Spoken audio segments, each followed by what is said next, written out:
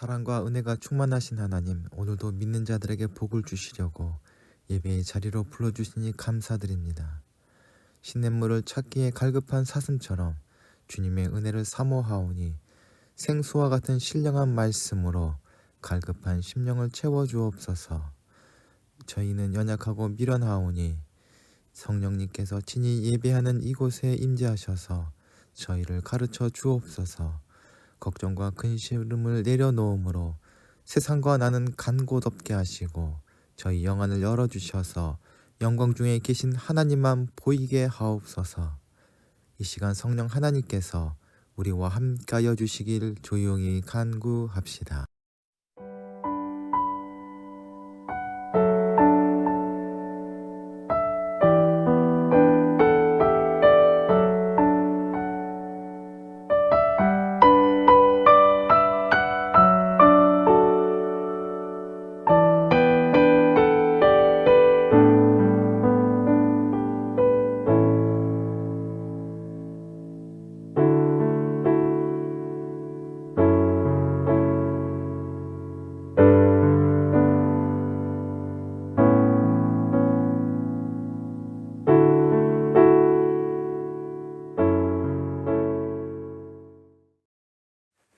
은혜와 사랑이 충만하신 하나님, 주님을 기다리는 저희 기다림이 순수함과 거룩함, 사랑으로 가득하게 하옵소서.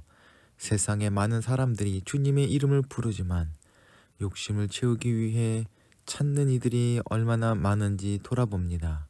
목소리 큰 사람들의 선동, 거리를 가득 채운 화려한 장식의 시선을 빼앗기지 않고 낮은 곳으로 오시는 주님을 의지하며 사랑으로 이길 나를 기다리게 하여 주옵소서. 싸늘한 벌판과 허름한 마구간에서 진정으로 사랑을 바라는 이들, 사랑으로 살아가는 이들과 함께 주님을 기다리는 믿음을 허락하여 주시옵소서. 하늘 보좌에 앉으셔서 인생을 통촉하시며 저희의 언행 심사를 감찰하시는 하나님, 그 불꽃 같은 안목에 드러나지 않는 비밀이 없으며 숨길 수 있는 죄악이 없음을 고백합니다. 어미하신 하나님 앞에서 지은 죄를 정직하게 고백하오니 용서해 주옵소서. 지난 한 주간 감사와 찬송과 기도가 사라진 저희 입술에는 원망과 불평이 넘쳐났습니다. 주님께 드리는 헌신과 수고가 사라진 손과 발에는 육신의 정욕을 채우고자 했던 더러운 행실이 남아 있습니다.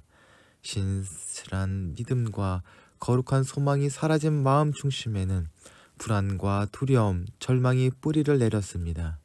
이렇게 하나님을 의지하지 않고 불신앙으로 살았던 저희 허물을 용서해 주옵소서. 이제부터는 하나님께서 기뻐하시는 신실하고 아름다운 성도의 삶을 살아갈 수 있도록 인도해 주옵소서. 정의와 평화의 주님께 기도하오니 전 세계의 다양한 정치적 상황 속에 하나님의 정의와 평화, 자유와 평등의 가치가 온전히 이루어지기를 원합니다. 세계 곳곳의 정치적 상황들을 떠올려 보면 마음이 무겁습니다. 어려움 가운데 있는 나라들이 은혜 안에서 속히 평화를 되찾게 하여 주시옵소서. 어떤 나라, 어떤 정치 제도 아래 살아가는 이들이라도 각자의 나무 아래서 평화롭고 안전한 삶을 이어가는 인권이 보장되는 세상이 속히 오게 하여 주시옵소서. 가난하고 약한 자의 모습으로 이 땅에 오신 주님을 바라봅니다. 저희는 성공하려고 높은 곳으로 가려 하고 더 많은 재물과 소유를 원하지만 주님은 가장 낮고 가난한 모습으로 이 땅에 오셨습니다. 가장 작지만 누구보다 강하셨고 가난하셨지만 모든 사람들을 부유하게 하셨습니다. 힘없는 자가 되어 친히 십자가에 죄 없이 돌아가셨지만 다시 부활하심으로 영원한 생명이 되셨습니다. 오직 주님께 소망이 있음을 고백합니다. 오직 주님께만 평화가 있으며 오직 주님만의 우리의 기쁨임을 고백합니다. 살아계신 하나님, 오늘도 이곳에 임재하여 주시사 저희 간절한 소원을 들어주시옵소서. 이 땅에 거룩한 하나님의 나라가 온전히 임하게 하여 주시고 하나님의 의가 온 열방 가운데 전파되게 하여 주시옵소서. 이한 공동체를 사랑하시는 주님, 주님의 은혜를 사모하는 이한 공동체 식구들의 예배 가운데 임하여 주시사 상한 심령을 위로하여 주시고 세상을 이길 지혜를 허락하여 주시옵소서. 한 주간 살아갈 때 저희 입술에 찬양을 더하시고 마음에는 감사를 채워 주시옵소서. 하나님, 귀한 교회가 새롭게 탄생하는 가운데 함께하여 주시사 능력과 은혜를 문 목사님 네 분에게 더하여 주시사 그 교회를 잘 감당하게 하시고 함께하는 성도들에게도 주님의 감동과 은혜를 더하여 주셔서 교회를 섬기고 교회를 충성할 때에 아름다운 생명의 역사가 나타나게 하여 주시옵소서. 사랑하는 가정 가운데 주신 귀한 선물인 주호군에게도 함께 해주시사 건강을 주시고 그 지혜를 충만케 하여 주시사 하나님께서 귀 쓰시는 일꾼으로 장성하게 하여 주시옵소서. 은혜 안에 세워주신 문봉제방소가 나아가는 길을 열어주셔서 하늘의 능력을 세워가는 기업이 되어 세상에 사랑을 나누는 아름다운 하나님의 가게가 되게 하여 주시옵소서. 우리 구주 예수 그리스도의 이름으로 기도하옵나이다. 아멘.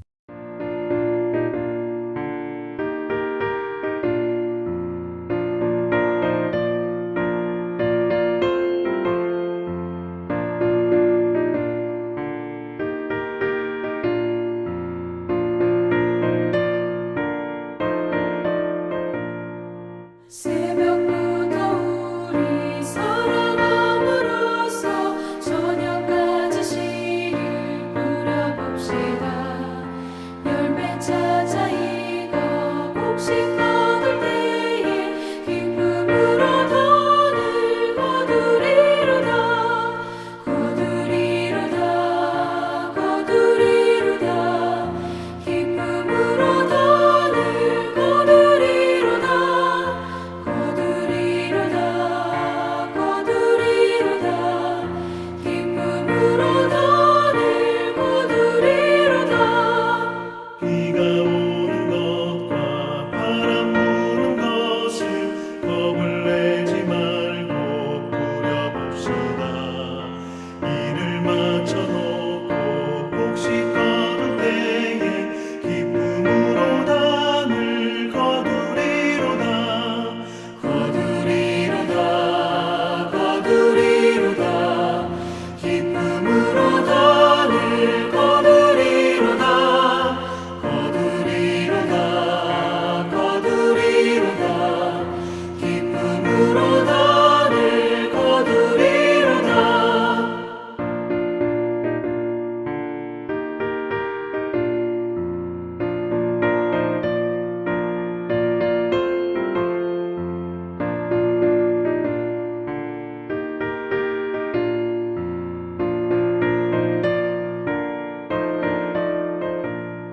씨를 뿌릴 때에 나지 아니할까. 염려하며 심히 애탈지라도 나중 예수께서 칭찬하시리니 기쁨으로 나를 거두리로다.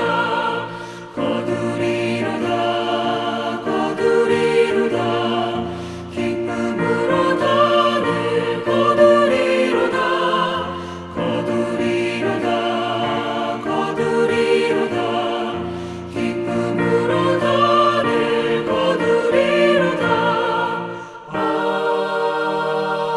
아멘.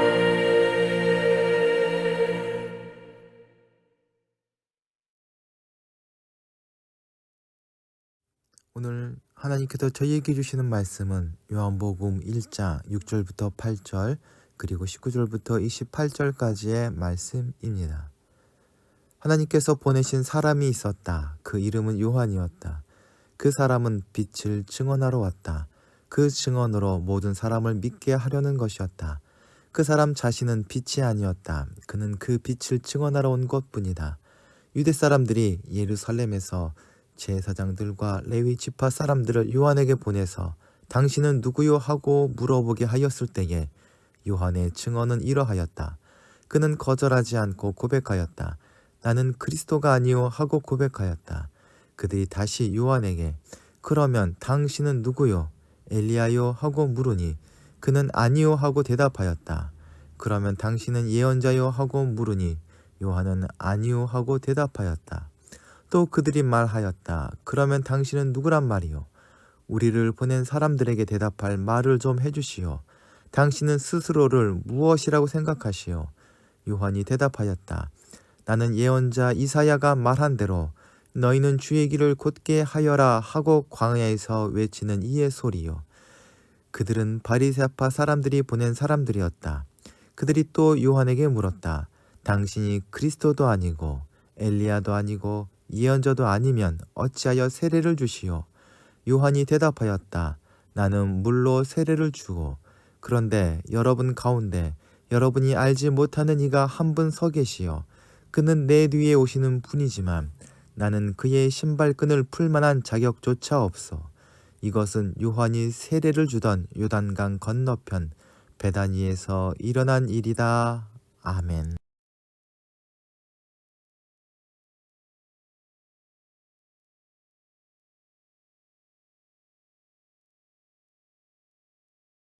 오늘 본문은 요한복음의 서문으로서 요한복음서 전체를 어떻게 읽어야 할지를 알려주는 열쇠라 할 수 있습니다. 그런데 이 서문은 오페라의 서곡에 자주 비유된다 합니다. 서곡이란 청중의 흥미를 북돋기 위해서 상연할 작품을 소개하면서 작품에 나오는 곡들을 맛보기 같은 음악을 모아놓은 것으로서 요한복음 서문에 대한 적절한 비유라 할 수 있습니다. 이 서문은 독자가 읽기에 난해한 부분도 있지만 요한복음을 아주 간략하면서 깊이 있게 축약한 글입니다. 사도 요한은 하나님의 말씀이신 예수님을 묘사하면서 하나님의 말씀의 영광이 우리에게 오셨음을 기록합니다. 대림절을 지나면서 우리에게 오신 주님이 어떤 분이신지 살펴보도록 합시다. 예수님 당시 유대인들은 메시아에 대한 갈망을 가지고 있었습니다. 로마 제국에 지배당하고 있는 자신들을 해방해줄 메시아를 오매불망 기다리는 것입니다.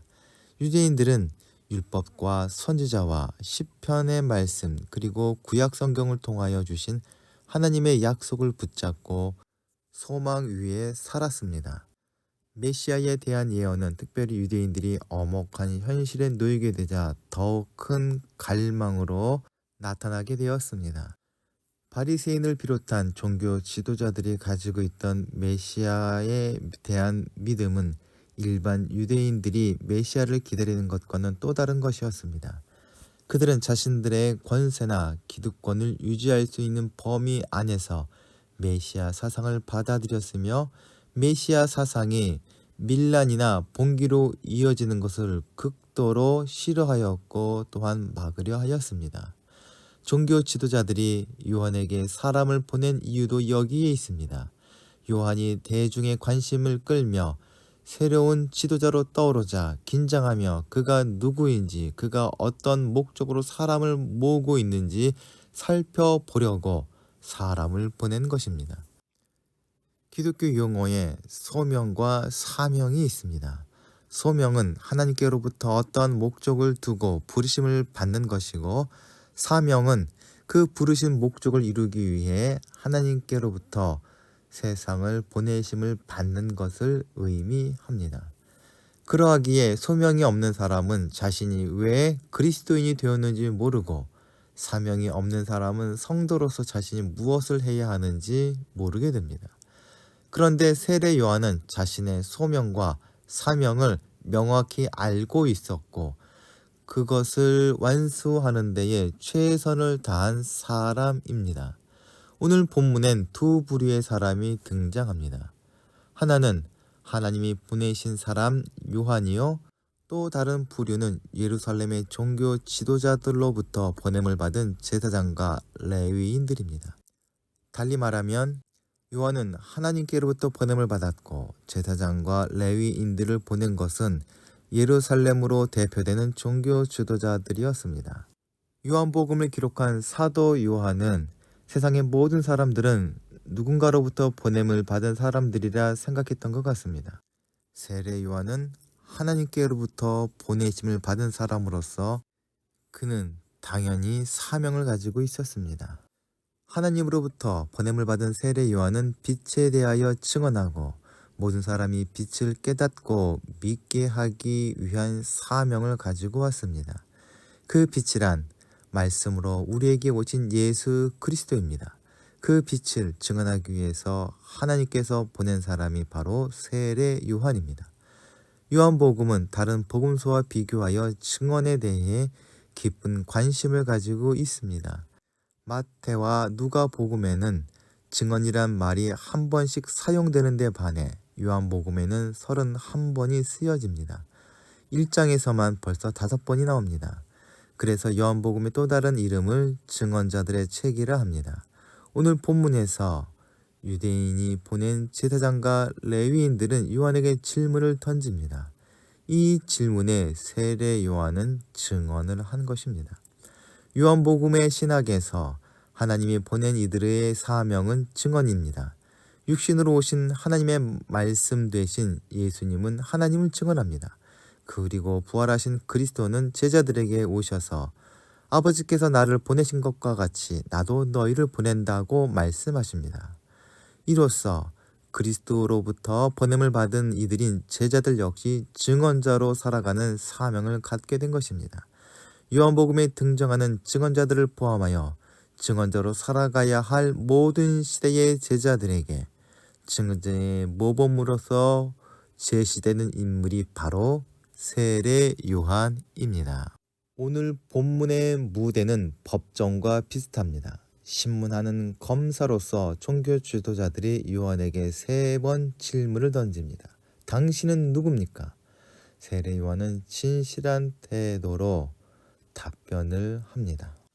세례 요한이 낙타털 옷을 입고 허리에 가죽띠를 띠고 요단강에서 죄사함을 받게 하는 회개의 세례를 전파할 때에 많은 사람들이 그에게 나와서 자신의 죄를 내려놓고 세례를 받았습니다. 그리고 그의 사역이 점점 왕성해지자 당시 유대인들의 최고 통치기관이었던 산헤드린에서 요한의 정체를 파악하기 위해 사람들을 보냅니다. 요한에게 당신은 누구요? 라고 물을 때에 종교자들은 나름의 예상과 추정을 가지고 있었을 것입니다. 선지자 이사야는 하나님의 영으로 기름 부음 받은 메시아가 오리라 예언하였고, 말라기는 여호와의 날이 이를 때 선지자 엘리야가 보냄을 받을 것이라 하였습니다. 신명기에는 모세와 같은 선자를 세우시겠다는 약속이 쓰여져 있습니다. 기나긴 세월 하나님의 구원을 기다려온 유대인들의 믿음을 바탕으로 세례 요한이 이 세 인물 중 하나일 것이라는 기대가 생겨났음은 당연합니다. 그래서 유대 종교 지도자들도 세례 요한이 이 셋 중에 하나로 자신을 소개할 것이라 생각했습니다. 그러나 세례 요한의 대답은 아니오였습니다. 당시의 유대인 중에는 자칭 메시아라고 주장하면서 사람들을 모아들이던 이들이 많이 있었습니다. 랍비, 지도자, 예언자로 명성을 얻은 이들 가운데 엘리야와 모세처럼 행동하고 가르치는 이들도 있었습니다. 그렇게 알려진 이들에게 많은 군중이 몰렸고 그를 추앙하며 따랐습니다. 요한이 그리스도, 엘리야, 그 선지자 중 하나라는 추측은 유대 전역에 두루 퍼져 있었고, 요한의 대답에 따라 더 많은 지지자를 불러 모을 수도 있었을 것입니다. 하지만 세례 요한은 주저없이 아니오라고 대답합니다. 나는 그리스도도 엘리야도 그 예언자도 아니오라고 반복하는 요한의 대답은 단호했습니다. 요한은 자신에게 기대와 의미를 걸려는 이들에게 나는 아니오라고 분명히 합니다. 요한은 자신을 빛이 아니라 빛에 대하여 증언하러 온 자라고 소개합니다. 법정에 선 증인이 피해야 할 것은 증언자가 질문과 전혀 상관없는 자신의 이야기를 함으로 자신이 주목받게 되는 것입니다. 이는 모든 증언자가 쉽게 빠져드는 위험이며 시험입니다. 스스로 주인공이 되고 싶고 빛나고 싶은 것은 인간의 죄악된 본능 때문일 것입니다. 하지만 세례 요한은 이 욕망을 이겨내고 아니오라고 대답합니다. 그리스도도 엘리야도 그 예언자도 아니라면 당신은 도대체 누구요라고 묻는 종교 지도자들에게 세례 요한은 자신이 누구이며 자신의 소명과 사명이 무엇인지 확실하게 알려줍니다. 세례 요한은 아무런 생각 없이 사람들의 욕망과 욕구에 휩쓸려 행동한 것이 아니라 자기가 누구인지 확실히 아는 사람입니다. 요한은 광야에서 외치는 자의 소리라는 이사야의 말씀을 가지고 자신이 누구인지 확실히 밝힙니다. 요한은 자신을 일컬어 외치는 소리라 말합니다. 소리는 특별한 특성을 가지고 있습니다. 나는 아니다라는 말과도 부합합니다. 소리는 말하는 순간 즉시 사라지므로 건강도 차지하지 않고 형태도 없고 실체도 없어 보입니다. 그러나 소리는 있습니다. 소리는 뜻을 전달하기 위한 목적으로만 존재합니다. 뜻만 전하고 사라지는 것이 소리이기에 소리는 증언자로서 요한 자신의 정체성을 확실하게 보여준다 할 수 있습니다. 그렇다면 외치는 소리로서 세례 요한이 전한 메시지는 무엇인지 이제 살펴보도록 합시다. 요한의 대답에 종교 지도자들은 내가 그리스도도 엘리야도 그 선지자도 아닌데 어찌하여 세례를 베푸는가 라는 공격과도 같은 반문을 던집니다. 예수님 당시의 세례란 이방인들이 유대인이 되었을 때와 에세네파가 쿰난 공동체를 이루면서 경건한 삶을 살기 위한 정결의식으로서 세례의식을 했다 합니다. 이것 외에 유대인들은 메시아가 모든 백성의 죄를 씻는 세례를 행할 수 있다고 생각했습니다. 죄 씻음의 의식이란 점에서 세례를 베푸는 이의 권위는 특별한 능력으로 인정됩니다. 즉 하나님께로부터 번음을 받은 신적인 인물인 메시아만이 죄사함의 세례를 베풀 수 있다고 생각했던 것입니다. 요한복음에서 세례 요한은 자신은 그리스도가 아니라고 하는 동시에 사도 요한도 세례 요한의 세례를 죄사함과 특별히 연결하지 않습니다. 요한은 자신이 베푸는 물의 세례는 뒤에 오시는 분이 베푸실 성령의 세례를 가리키기 위한 표지일 뿐이라 말합니다.